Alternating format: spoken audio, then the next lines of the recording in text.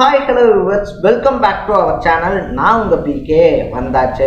So நம்ம இன்னைக்கு இந்த வீடியோவில் எந்த விஷயத்தை பற்றி பேச போகிறோம், யாரை பற்றி பேச போகிறோம் அப்படின்னு சொல்லி கேட்டோம்னா, ஈரானினுடைய உச்சபட்ச தலைவரான அயதுல்லா அலி கமேனி இருக்கார் இல்லையா, அவர் அமெரிக்காவும் இஸ்ரேலும் சேர்ந்து கொண்டுட்டாங்க அப்படின்னு தான் சொல்லணும். ஸோ அமெரிக்கா வந்துட்டு நேத்தே, அதாவது நம்ம இந்த வீடியோ எடுத்துக்கிட்டு இருக்கக்கூடிய 2 நாட்களுக்கு முன்னாடியே வந்துட்டு நாங்கள் அயதுல்லா அலி கமேனியை கொண்டுட்டோம் அப்படின்னு சொல்லியிருந்தாலும் கூட ஈரான் ஊடகங்கள்லாம் அதை பெரிய அளவில் யாமா அப்படின்னு சொல்லிட்டு ஒத்துக்காம இருந்தாங்க அப்படின்னே சொல்லலாம். பட் நேற்று வந்துட்டு ஈரான் ஊடகங்களுமே பார்த்தோம்னா அயதுல்லா அலி கமேனி இருக்கார் இல்லையா, அவர் தியாகி ஆயிட்டாரு அப்படின்ற அறிவிப்பை வெளியிட்டிருக்காங்க.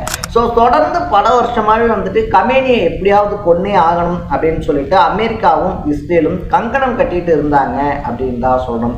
ஒரு காலகட்டத்தில் வந்துட்டு பார்த்தோம் அப்படின்னா ரொம்ப பெரிய தலைவராக இருந்து உலக நாடுகள் எல்லாத்துக்கும் அச்சுறுத்தல் அப்படின்றத ஏற்படுத்தின கமேனியுடைய மறைவு ஏன் வந்துட்டு இவ்வளவு கொடூரமான தாக்குதல்களால் நிகழ்த்தப்பட்டுச்சு, அந்த அளவுக்கு அவர் அமெரிக்காவுக்கும் இஸ்ரேலுக்கும் கொடுத்த குடைச்சல் என்ன, அதை தாண்டி வந்துட்டு கமேனியை கொன்னதுக்கு அப்புறமா அமெரிக்கா இப்போ ஈரானை என்ன பண்ண போறாங்க அப்படின்ற மாதிரி பல விஷயங்களை தான் நம்ம பேச போறோம்.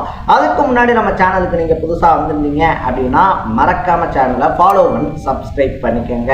ஸோ ஃபர்ஸ்ட் ஆஃப் ஆல் வந்துட்டு பார்த்தோம் அப்படின்னா அயதுல்லா அலி கமேனி இருக்கார் இல்லையா, அவர் வந்துட்டு 79ல், அதாவது 1979ல் ஈரான்ல மன்னராட்சி அப்படின்றத ரிமூவ் பண்றாங்க, அப்ரூவ் கொடுக்குறாங்க.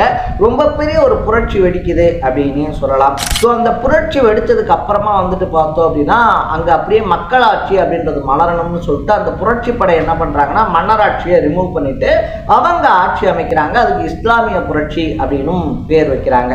ஸோ ருகல்லா கமேனி அப்படின்னு சொல்லக்கூடியவர் தான் வந்துட்டு முதல் உயர்மட்ட தலைவரா நியமிக்கப்படுறாரு அப்படின்னே சொல்லலாம்.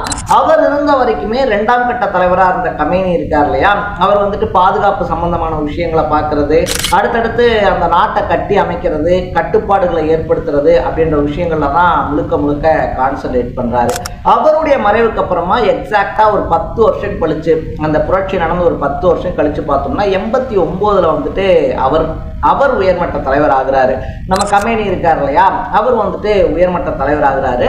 அது வரைக்குமே வந்துட்டு பார்த்தோம்னா அமெரிக்காவோட சுமூகமான உறவுகள் அப்படின்றத ஈரானுடைய அதிபர்கள் வந்துட்டு வச்சிருக்க முயற்சி பண்ணியிருந்தாலும் கூட கமேனி வந்துட்டு அதை நம்பவே இல்லை அப்படின்னு சொல்லப்படுது. அமெரிக்கா வந்துட்டு என்னைக்கா இருந்தாலுமே ஒரு டேஞ்சரஸான நாடு தான் அப்படின்னு சொல்லிட்டு முழுக்க கமேனி அமெரிக்கா மேல ஒரு சந்தேக பார்வை அப்படின்றதைய தான் வச்சுக்கிட்டு இருந்தாரு. ஸோ அமெரிக்கா எந்த இடத்துல உள்ள வராங்க அப்படின்னு சொல்லி பார்த்தோம்னா இஸ்ரேலுக்கு பாலஸ்தீனத்துக்கும் போர் அப்படின்றது நடந்துகிட்டு இருக்கும்போது பாலஸ்தீனத்துக்கு கமேனி பார்த்தோம் அப்படின்னா ஹெல்ப் பண்றாரு, உதவிகள் அப்படின்றதெல்லாம் பண்றாரு.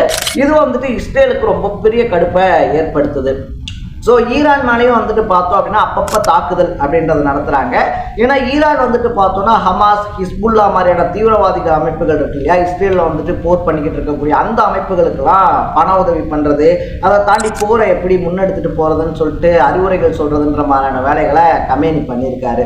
ஸோ அதனால தான் இஸ்ரேலுக்கும் கமேனிக்கும் சுத்தமாக ஆகாமையே இருந்துச்சு அப்படின்னே சொல்லலாம்.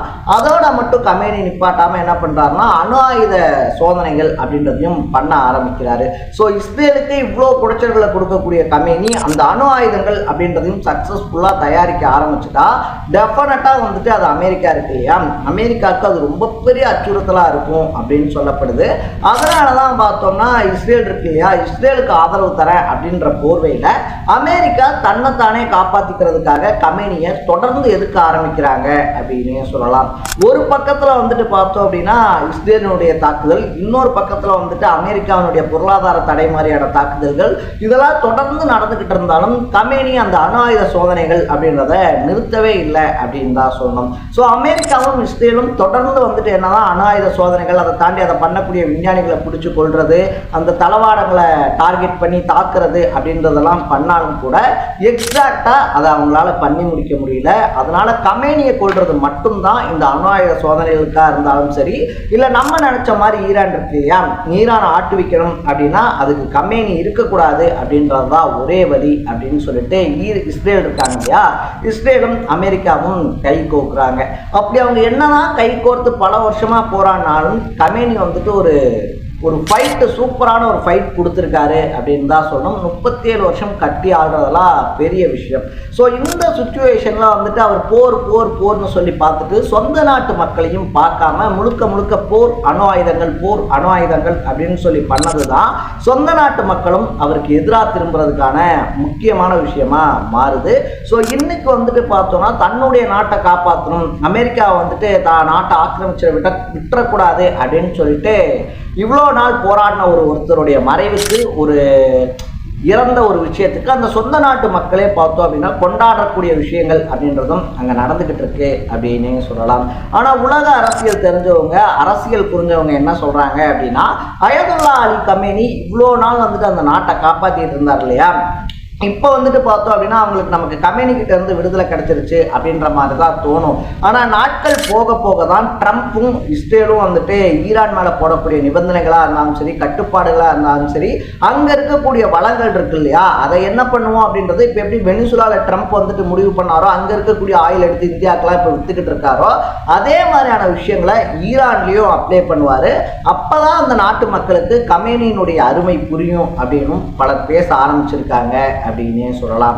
பொதுவா ஒருத்தருடைய கதையில ஒருத்தர் முழுசா வில்லனாவும் இருக்க மாட்டாங்க, ஹீரோவாகவும் இருக்க மாட்டாங்க அப்படின்னு சொல்லுவாங்க இல்லையா, அந்த மாதிரிதான் கமேனியும் அப்படின்னு சொல்றாங்க.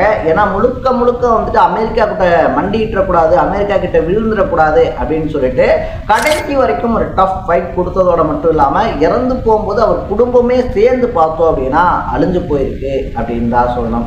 ஸோ இதுக்கு கண்டிப்பா பதிலடி கொடுப்பேன் அப்படின்னு சொல்லிட்டு ஈரான் கிட்ட இருந்து பார்த்தோம் அப்படின்னா ஒரு ஸ்டேட்மெண்ட்டும், மறுபடியும் ஆயுதத்தை தூக்குனீங்கன்னா ஈரானே இருக்க இடம் தெரியாம அழிச்சிருவோம் அப்படின்னு சொல்லி ட்ரம்ப் சைட்லேருந்தும் ஒரு ஸ்டேட்மெண்ட் பறந்திருக்கிறது அப்படின்னு தான் சொல்லணும். ஸோ இந்த ரெண்டு ஸ்டேட்மெண்ட்டுமே உலக அரசியலில் உச்சகட்ட பரபரப்பை ஏற்படுத்தியிருக்கு அப்படின்னே சொல்லலாம். ஸோ நீங்கள் ட்ரம்ப்பினுடைய இந்த நடவடிக்கையை பற்றி என்ன நினைக்கிறீங்க அப்படின்றத கமெண்ட் பண்ணிட்டு மறக்காம சேனலை ஃபாலோ பண்ணி சப்ஸ்கிரைப் பண்ணிக்கோங்க.